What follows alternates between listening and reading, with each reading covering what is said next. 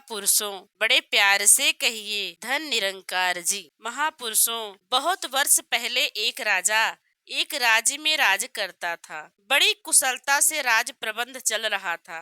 प्रजा सुख चैन से थी। राजा अपने बुद्धिमान मंत्रियों से सलाह करके ही हर कार्य करता था और मंत्री भी ईमानदारी और दिलो जान से अपने फर्जों को निभाते। राजा का पड़ोसी देशों से भी मित्रता व सद्भाव वाला व्यवहार था। प्रजा राजा से खुश व राजा प्रजा से खुश था। कहीं से कोई भय न था। यह सब 10-15 वर्ष तक चलता रहा। धीरे धीरे मंत्रिमंडल में कुछ चतुर व्यक्ति प्रवेश करते गए, जो राजा की आज्ञा अनुसार कार्य न करके गलत ढंग से कार्य करने लगे। प्रजा असंतुष्ट दिखाई देने लगी। राजनीति का ढांचा बदलने लगा। राजा बेचैन रहने लगा। वह अपनी प्रजा को अशांत नहीं देख सकता था। एक दिन उसका मन इतना परेशान हुआ कि राजमहल छोड़कर जंगल की ओर निकल गया। चलता गया। रास्ते में एक व्यक्ति ने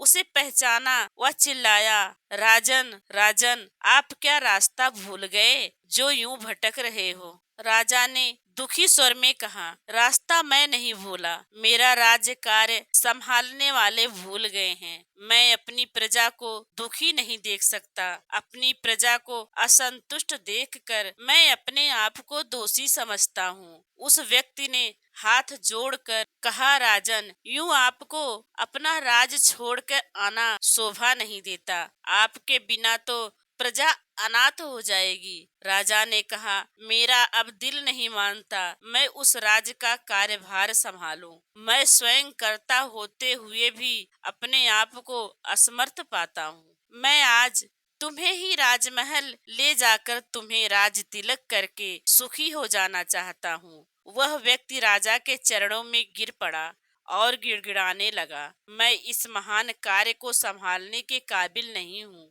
राजा ने कहा, यह मेरा दृढ़ फैसला है। वह व्यक्ति खामोश हो गया और वहीं खड़ा रहा। कुछ पल आश्चर्यचकित हुआ और सोचने लगा।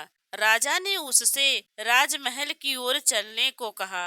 उस व्यक्ति को एक युक्ति सूझी और उसने कहा, राजन, उसी राज्य में अगर आप मुख्यमंत्री हो तो अच्छा रहेगा। राजा मुस्कुरा दिया और दोनों राजमहल की ओर चल पड़े। राजा के पहुंचने पर नए राजा का राज तिलक हुआ और उसे राजगद्दी पर बिठा दिया गया। नए राजा ने सारा कार्यभार मुख्यमंत्री के ऊपर डाल दिया। प्रभु की कृपा से राज्य में फिर से सुख, शांति और चैन आ गया। एक दिन नए राजा ने मुख्यमंत्री से निवेदन किया, राजा, राज्य का कार्यभार तो अब भी आप ही संभाल रहे हो, तो अब आप बेचैन क्यों नहीं हैं? पुराने राजा ने गंभीर होकर कहा, भाई, बहुत अंतर है। पहले मैं स्वयं करता था और प्रत्येक चिंता मेरी अपनी होती थी। अब आप करता हैं, मैं तो आपके अधीन होकर कार्य करता हूँ और अब प्रजा की समस्त चिंताएं आपको। सत्य है, जब मनुष्य अपने आप को कर्ता मानकर